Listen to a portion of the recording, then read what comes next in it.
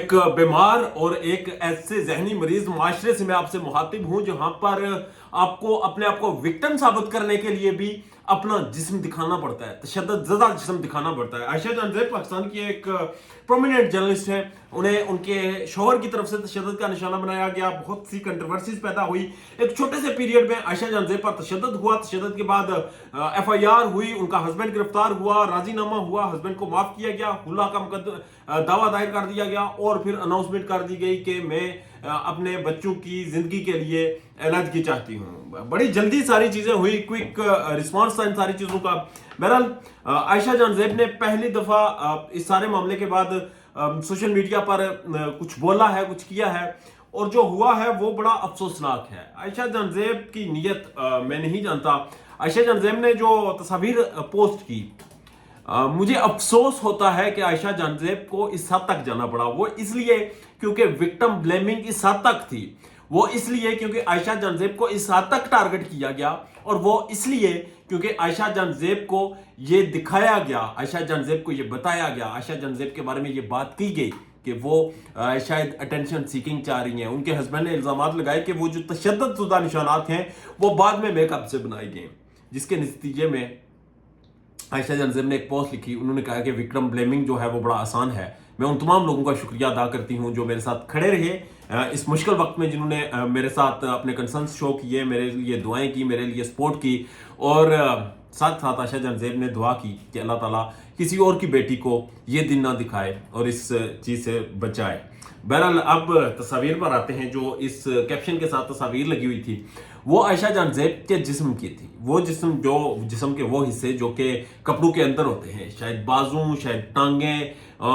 کمر، یہ تمام جسم کے حصے جو کہ کپڑوں کے اندر ہوتے ہیں۔ عائشہ جان زیب کو ان کی تصاویر پبلک کرنا پڑی، اس کی تصاویر انہوں نے پبلش کی، اور اتنے بدترین طریقے سے تشدد کیا گیا۔ ان کی آنکھوں کے نیچے ابھی تک وہ جو نیم حلقے تھے، وہ اب چونکہ جب سر پہ چوٹ لگتی ہے اور جسم کے کچھ جگہوں پہ چوٹ لگتی ہے تو اس کا اثر آنکھوں پر ہوتا ہے، تو وہ اس وقت اس حد تک گہرے ہو چکے ہیں، اس حد تک وہ یوٹیوب کی پالیسی نہیں ہے، میں آپ کو وہ چیزیں دکھا نہیں سکتا۔ آپ عائشہ جان زیب کا آفیشیل انسٹاگرام پیج اگر وزٹ کریں تو وہاں پر آپ کو وہ مل جائیں گی، کیپشن بھی مل جائے گی۔ اور افسوس ہوا، یقین کریں دل دکھا کہ عائشہ جان زیب کو یہ بتانے کے لیے کہ انہیں وکٹم بلیمنگ نہ کی جائے، یہ بتانے کے لیے کہ ان پر تشدد کیا گیا اور وہ ایک برے وقت سے گزر رہی ہیں، یہ بتانے کے لیے کہ میرے اوپر لعن طعن نہ کی جائے، خدا رہا اس پہ میمز نہ بنائی جائیں، یہ دیکھو میرے جسم کی حالت کیا ہے۔ اور اس کے بعد آپ کو پتا ہے اگر آپ کمنٹ سیکشن اس میں سکرول کریں تو وہاں پر عائشہ کے اوپر طنز کیا جا رہا ہے، بہت سے لوگ اس پر میمز بنا رہے ہیں۔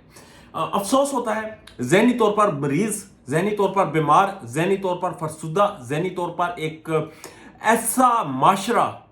جو کہ دنیا میں کہیں ایگزسٹ نہیں کرتا، ایک ایسی سوسائٹی جو کہ مسخروں کی سوسائٹی ہے، ایک ایسا معاشرہ جہاں پر ہر چیز کو ایکسٹریم لیول پر لے جایا جاتا ہے، یا پھر ہر چیز کو جگت بازی کے لیول پر لے جایا جاتا ہے۔ نارمل رہ کر، نیوٹرل رہ کر چیزوں کو انڈرسٹینڈ کرنے کی کیپیبلٹی ہمارے اندر بحیثیت قوم ختم ہو چکی ہے، اور میں کہیں نہ کہیں خود بھی اس کا شکار ہوں۔ ہم تمام لوگ اس کا شکار ہیں، اور ہم بہت سی چیزوں کو لائٹ لیتے ہیں، بہت سی چیزوں پر ہنس دیتے ہیں، ہم بہت سی چیزوں پر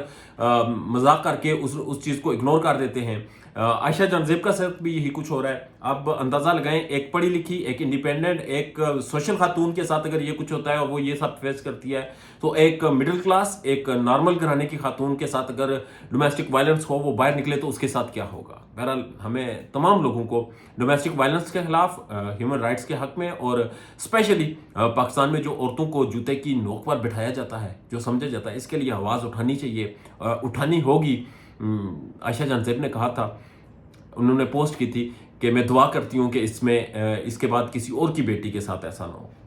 اپنی بیٹیوں کے لیے، اپنی بہنوں کے لیے آپ کو بھی بولنا ہوگا، آپ کو بھی عائشہ جان زیب اور عائشہ جان زیب جیسی جتنی بھی خواتین کے ساتھ ظلم بربریت ہوتی ہے اس کے لیے ایٹ لیسٹ سیلفش ہو کر بھی سوچیں، تو بولنا ہوگا، کھڑا رہنا ہوگا۔ اجازت دیجیے، اللہ نے کے بعد۔